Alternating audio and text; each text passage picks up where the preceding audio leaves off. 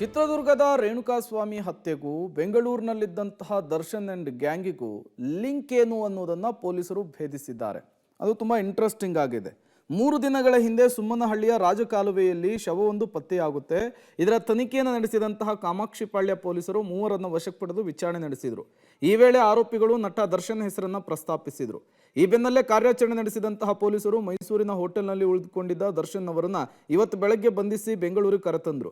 ದರ್ಶನ್ ಜೊತೆಗೆ ಅವರ ಗೆಳತಿ ಪವಿತ್ರ ಗೌಡ ಮತ್ತು ಕೊಲೆ ಪ್ರಕರಣದಲ್ಲಿ ಭಾಗಿಯಾಗಿದ್ದ ಒಟ್ಟು 13 ಮಂದಿಯನ್ನು ಪೊಲೀಸರು ಬಂಧಿಸಿದರು. ಅಷ್ಟಕ್ಕೂ ಏನಿದು ಕೊಲೆ ಕೇಸ್, ರೇಣುಕಾಸ್ವಾಮಿಯನ್ನು ಅಪಹರಣ ಮಾಡಿದ್ದು ಯಾರು, ಹೇಗೆ ಮಾಡಿದ್ರು, ಎಲ್ಲಿ ಹಲ್ಲೆ ನಡೆಸಿದ್ರು, ಆತ ಸತ್ತ ಮೇಲೆ ಹಣವನ್ನು ಎಲ್ಲಿ ಹಾಕಿದ್ರು, ಇದಕ್ಕೆಲ್ಲ ನಟ ದರ್ಶನ್ ಸಾಕ್ಷಿ ಆಗಿದ್ರಾ ಇಲ್ವಾ, ಇಂಚಿಂಚಾಗಿಯೂ ಕೂಡ ನಾವು ನಿಮಗೆ ಅದನ್ನು ಹೇಳ್ತಾ ಹೋಗ್ತೀವಿ. ರೇಣುಕಾಸ್ವಾಮಿಯವರ ಮರ್ಡರ್ ಟೈಮ್ ಲೈನ್ ಈ ರೀತಿ ಇದೆ.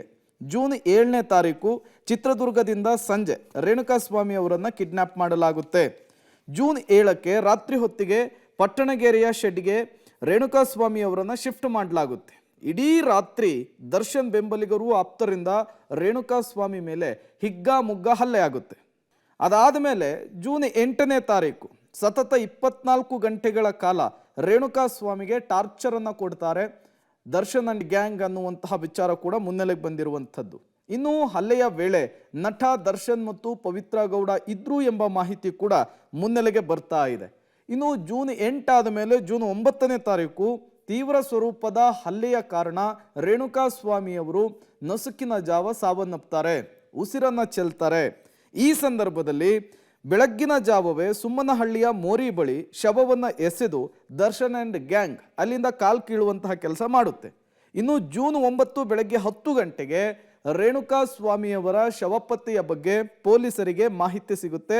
ಸ್ಥಳೀಯರು ಮಾಹಿತಿಯನ್ನು ಕೊಡ್ತಾರೆ. ರೇಣುಕಾಸ್ವಾಮಿಯ ಶವದ ಮೇಲೆ 15ಕ್ಕೂ ಹೆಚ್ಚು ಗಾಯಗಳ ಗುರುತು ಪತ್ತೆಯಾಗುತ್ತೆ.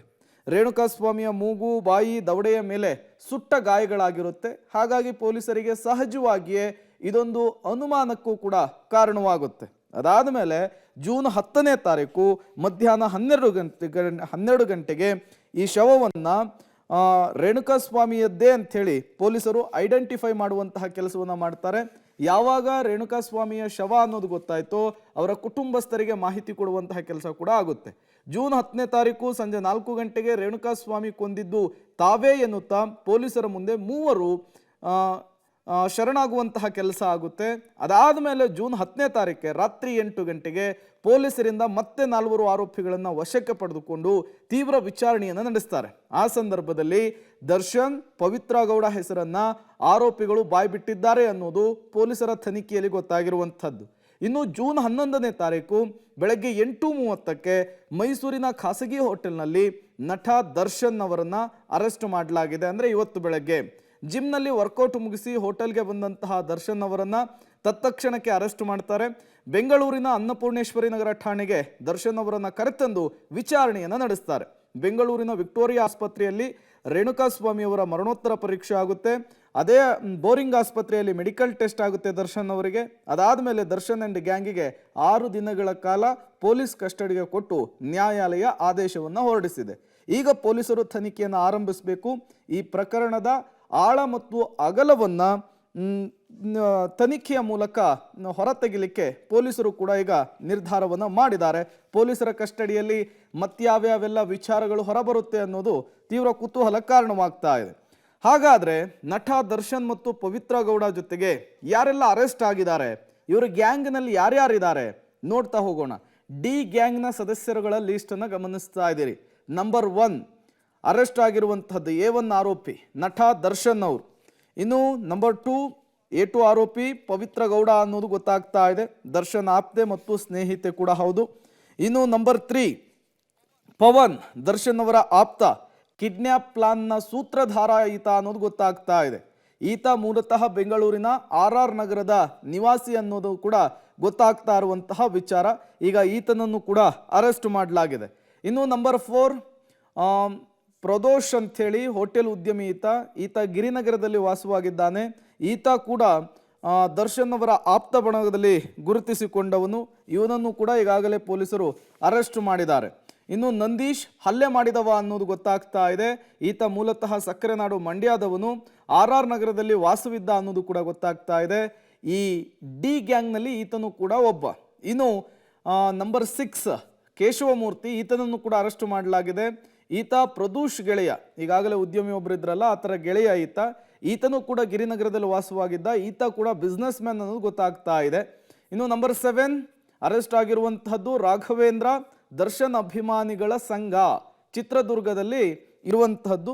ಇವರು ಕೂಡ ಇಲ್ಲಿ ಇದ್ರು ಅನ್ನೋದು ಗೊತ್ತಾಗ್ತಾ ಇರುವಂಥದ್ದು. ಇವರನ್ನು ಕೂಡ ಅರೆಸ್ಟ್ ಮಾಡಲಾಗಿದೆ, ವಿಚಾರಣೆಗೆ ಒಳಪಡಿಸಿರುವಂಥದ್ದು. ಇನ್ನು ನಂಬರ್ 8 ಅರೆಸ್ಟ್ ಆಗಿರುವಂತಹವರು ಲಕ್ಷ್ಮಣ್, ದರ್ಶನ್ ಅವರ ಕಾರು ಡ್ರೈವರ್ ಅನ್ನೋದು ಗೊತ್ತಾಗ್ತಾ ಇದೆ. ಈತ ಮೂಲತಃ ಬೆಂಗಳೂರಿನಲ್ಲಿಯೇ ವಾಸವಿದ್ದ. ಈತನು ಕೂಡ ಈ ಮರ್ಡರ್ ಕೇಸ್ನಲ್ಲಿ ಪ್ರಮುಖ ಆರೋಪಿಯಾಗಿರುವಂಥದ್ದು. ಇನ್ನು ನಂಬರ್ 9 ಅರೆಸ್ಟ್ ಆಗಿರೋರು ದೀಪಕ್ ಕುಮಾರ್, ದರ್ಶನ್ ಅವರ ಅತ್ಯಂತ ಆಪ್ತ ಸ್ನೇಹಿತ, RR ನಗರದಲ್ಲಿ ವಾಸವಾಗಿದ್ರು. ಇವರನ್ನು ಕೂಡ ಅರೆಸ್ಟ್ ಮಾಡಲಾಗಿದೆ.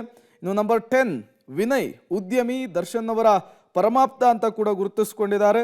ಇವರನ್ನು ಕೂಡ ಈಗಾಗಲೇ ಪೊಲೀಸರು ಈ ಮರ್ಡರ್ ಕೇಸ್ಗೆ, ಕಿಡ್ನಾಪ್ ಕೇಸ್ಗೆ ಸಂಬಂಧಪಟ್ಟಂತೆ ಅರೆಸ್ಟ್ ಮಾಡಲಾಗಿದೆ.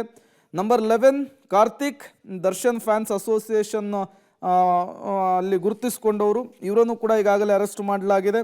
ಇನ್ನು ನಂಬರ್ 12 ನಾಗರಾಜ್ ಅಂಥೇಳಿ ದರ್ಶನ್ ಅವರ ಆಪ್ತ, ಮೈಸೂರಿನವನೀತ, ಈತನನ್ನು ಕೂಡ ಅರೆಸ್ಟ್ ಮಾಡಲಾಗಿದೆ. ತೀವ್ರ ವಿಚಾರಣೆ ಒಳಪಡಿಸಿದ್ದಾರೆ. ವಿಚಾರಣೆಯ ಸಂದರ್ಭದಲ್ಲಿ ಮತ್ತೇನೇನು ವಿಚಾರ ಬರುತ್ತೆ ಈ ಕಿಡ್ನ್ಯಾಪ್ ಮತ್ತು ಮರ್ಡರ್ ಕೇಸ್ಗೆ ಸಂಬಂಧಪಟ್ಟಂತೆ ಅನ್ನೋದು ಕುತೂಹಲ ಕಾರಣವಾಗಿದೆ.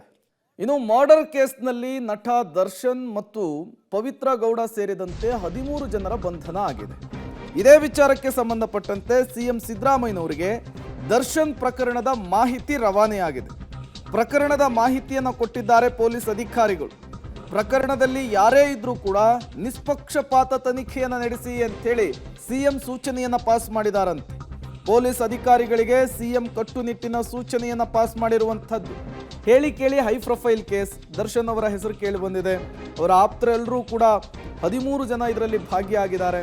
ಸಹಜವಾಗಿ ಅವರನ್ನು ರಕ್ಷಿಸುವಂತಹ ಪ್ರಮೇಯ ಯಾವುದೇ ಕಾರಣಕ್ಕೂ ಇಲ್ಲ ಅಂಥೇಳಿ ಕಡ್ಡಿ ತುಂಡಾದ ರೀತಿಯಲ್ಲಿ ಅಧಿಕಾರಿಗಳಿಗೆ ಒಂದು ಸಂದೇಶವನ್ನು ಸಿಎಂ ಸಿದ್ದರಾಮಯ್ಯನವರು ರವಾನಿಸಿರುವಂತಹದ್ದು. ಪ್ರಕರಣದಲ್ಲಿ ಯಾರೇ ಇದ್ರೂ ಕೂಡ ಯಾವುದೇ ಕನಿಕರವನ್ನು ತೋರಿಸದೆ, ಯಾವುದೇ ಇನ್ಫ್ಲೂಯೆನ್ಸ್ಗಳಿಗೆ ಬಗ್ಗದೆ ನಿಷ್ಪಕ್ಷಪಾತವಾಗಿ ತನಿಖೆಯನ್ನು ನಡೆಸಿ ಅಂಥೇಳಿ ಕಟ್ಟುನಿಟ್ಟಿನ ಸೂಚನೆಯನ್ನು ಅಧಿಕಾರಿಗಳಿಗೆ ಸಿಎಂ ಸಿದ್ದರಾಮಯ್ಯನವರು ರವಾನಿಸಿದ್ದಾರೆ.